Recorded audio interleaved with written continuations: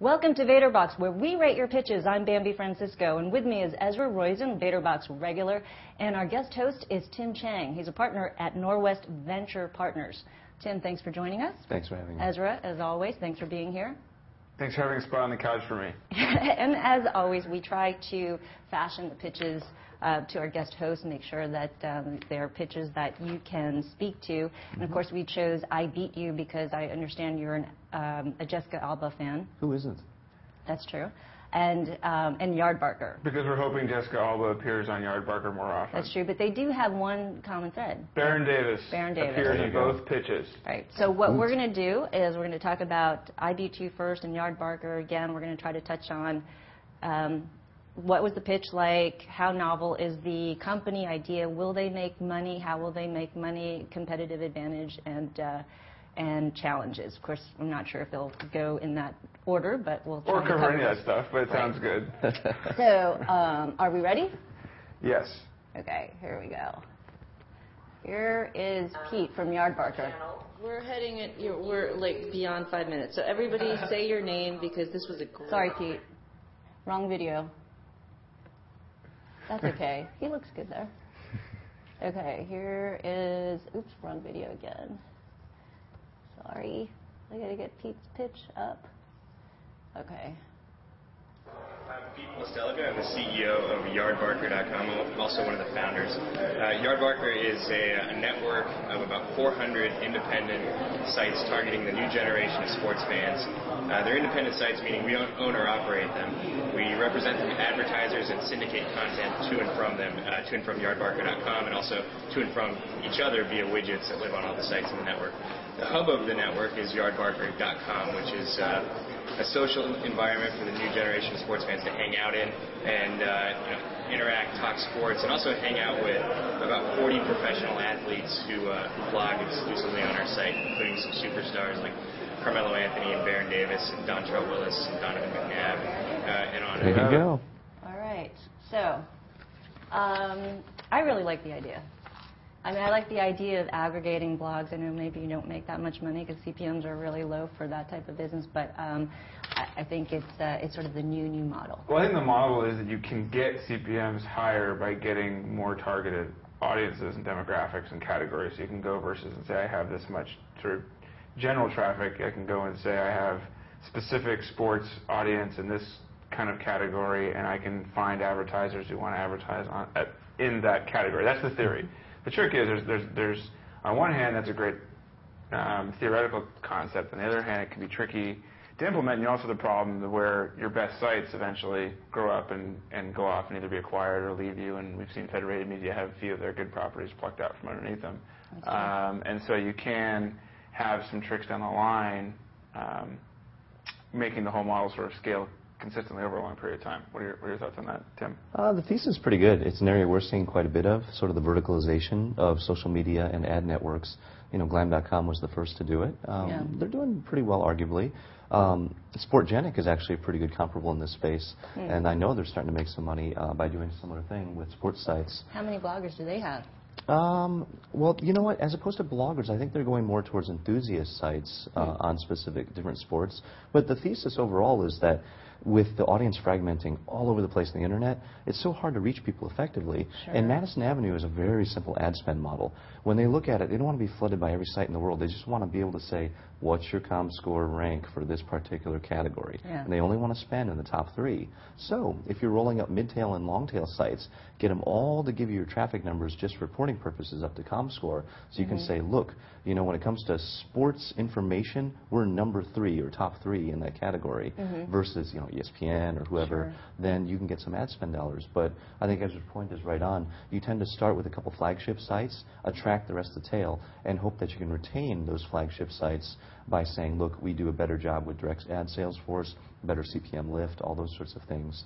I think they're cleverly using celebrity athlete sites as sort of those flagships to attract the rest of the tail. But the trick is to quickly ramp up and ultimately build a killer direct ad sales force that can monetize that vertical better than anybody else. So I see what you're saying. The challenge is keeping the actual talent on your site. And attracting the ad sales force. Right. How do you think they could overcome that? Because I was looking at, you know, Huffington Post is, I don't know how many bloggers they have on that site, but they have a larger community. And there's one piece that she had on her site where she had 3,600 comments, and it was a Washington Post piece which had maybe 50 comments.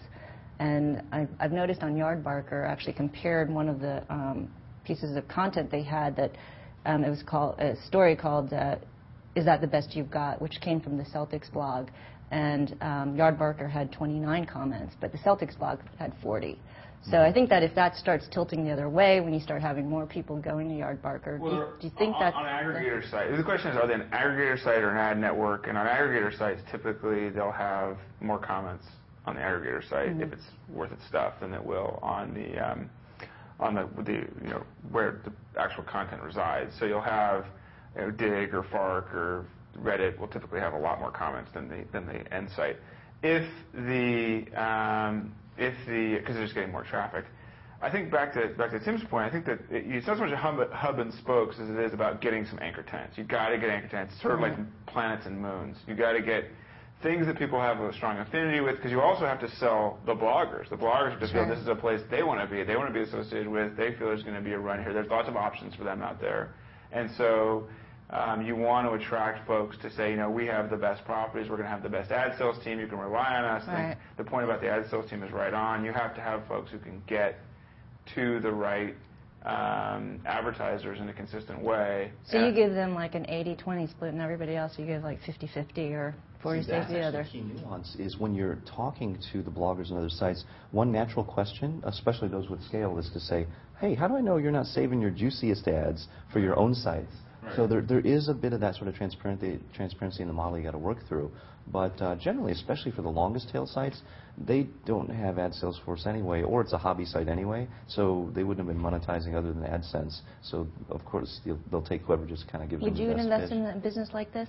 It's something we're very seriously looking at, and we like high-value verticals like women's fashion, healthcare, or self-help. Sports, gaming, things like that. So it's something we definitely look at. What about entrepreneur sites? Here they're really hot.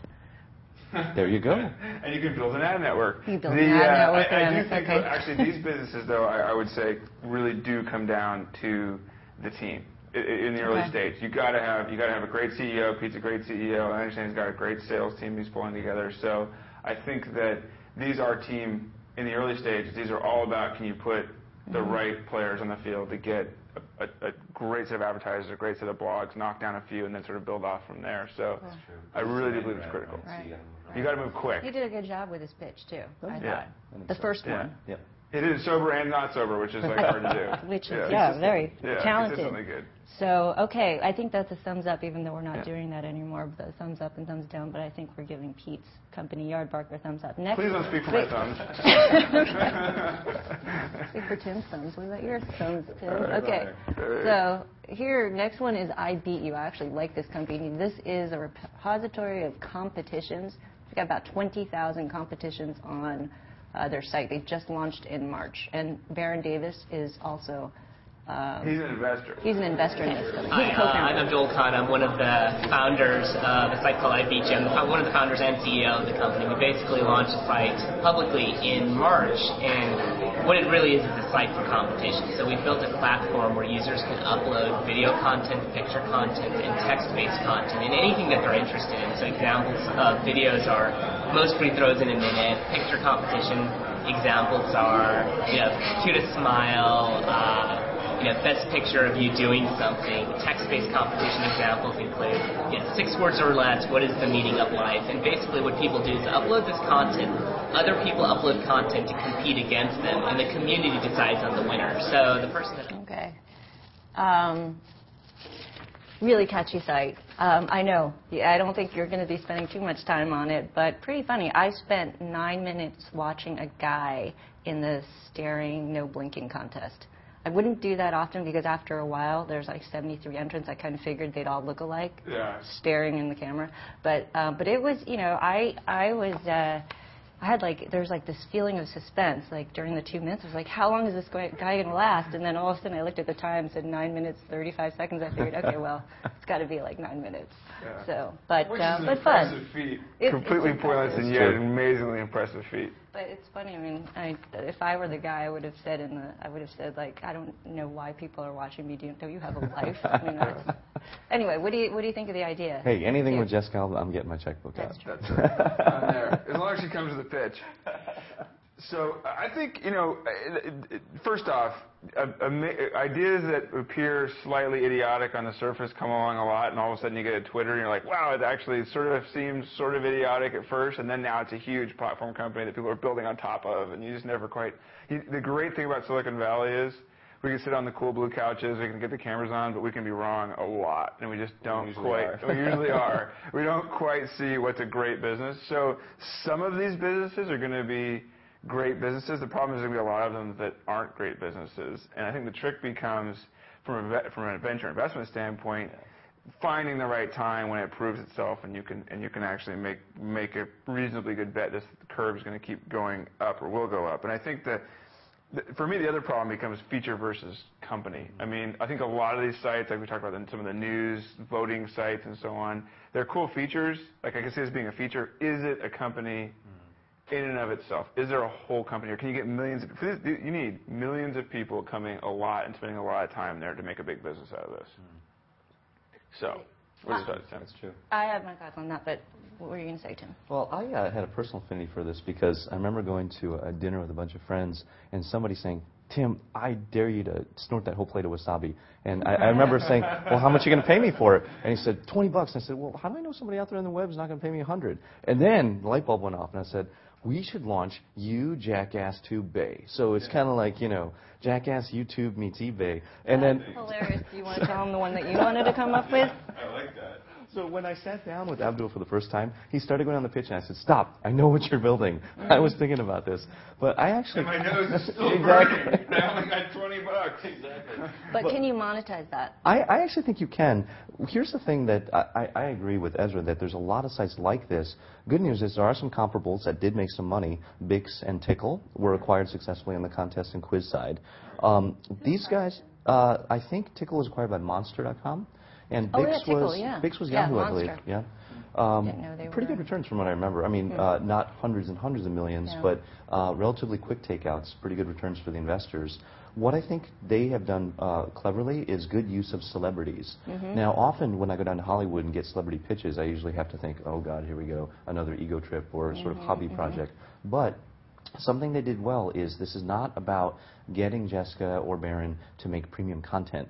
This is actually them using the platform in a UGC style. Right. So you're actually seeing your favorite stars or celebs or whatnot kind of interacting in the same way the audience would. Right. So in that way, you can use the celebrities to get the attention of sort of mainstream America, not the TechCrunch crowd, but it's almost like the equivalent of getting TechCrunch to get the geeks, but you can use a Jessica Alba to get a wide mainstream audience awareness. Right. And if the site really is engaging, the initial spike will taper off, but then audience will start to engage and traffic will remain level as opposed to the usual TechCrunch spike and dip and crash and that sort of thing. Yeah, yeah. But I like that idea about bringing Jessica down sort of to the masses and sort of having her connect personally with it. I was interviewing Quincy Jones III, and he was saying, what it's about is not selling your stuff. It's actually being personal and creating a dialogue with your relationship, fans. Right. And that's really what sells.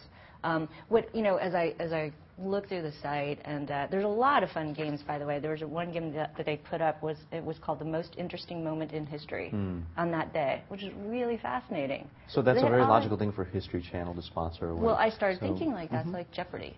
So I started thinking if they had, and Jeopardy's popular, Wheel of Fortune's popular, maybe what happens is that you have a number of user-generated competitions, but a few bubble up to the top with big prizes. Yeah. And that's maybe where they... It's a very natural sponsorship model, which I kind of like. So again, the challenge, you need a direct ad sales force that can do that. You need scale, to Ezra's point, big audience and everything. But I think the other thing they could do over time is siphon away users from YouTube, especially the ones who like to show off their talent.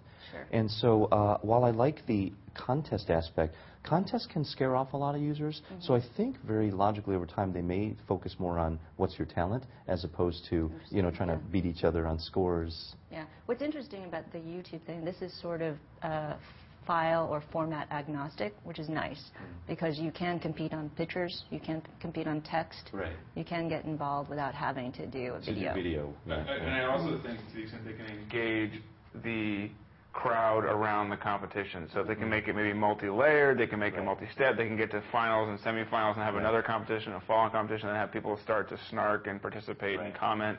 And if they can actually get the audience creating content as well, which becomes part of the content of the site, maybe the staring isn't so funny, but the people making fun of the people staring is really funny. And I think that there's a lot of ways you can engage people in very creative ways Here's another along those positive lines. thing, you know, besides the fact that they've got hot stars on one hand, they've got Abdul, who's really good at focusing on the technology aspect of it. And if you actually go onto the site, I mean, he has really focused on the virality of the site. So every step you go, you know, it's about inviting your friends. It's about winning points. It's about doing something. He is constantly getting you engaged. Every page, there's something there that tries to draw you in. So, so they've got a really good team, I think.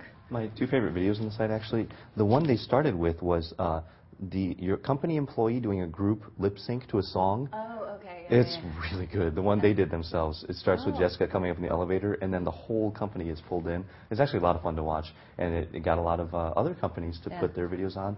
And then the other one was I think it was a user-generated one. It was a cinnamon eating contest. Something about like put like 2 spoonfuls of cinnamon on and wolf it down, no water. And then so a user started it and actually got then the celebs like Cash and others to do it too, and that drove more people to try it. But it was hilarious. So we like this company. What? But as always, we always have to choose one. Oh, we do? Which one would you bet on? I would make if I had a little bit of money, I'd bet on IBeatYou. If I had to move a lot of money, I'd put it on YardBarker, because I think there's a potential for a very substantial company there. What would you do? Tough choice. I like them both. I personally like the IBeatYou aspect because I imagine a lot of directions they can go in. Yeah. So it kind of like plays with a lot of option value and directions you can take it in for success. Yeah. I have to say I do like Pete, but I actually do like IBeatYou. So there you have it. So until the next Vader box, we're going to wrap this one up. Thank you, Ezra, as always. Thank you, Tim. Thank you. For your insights. And remember, we are not experts, although Tim may be more of an expert, and then Ezra than me. And so if you have any comments about our comments, please, we welcome your comments. And if you'd like to be on VaderBox, or if you'd like to nominate a company on VaderBox, please let us know as well. So that's it for VaderBox this week. I'm Bambi Francisco, and we'll see you next time on Vader TV.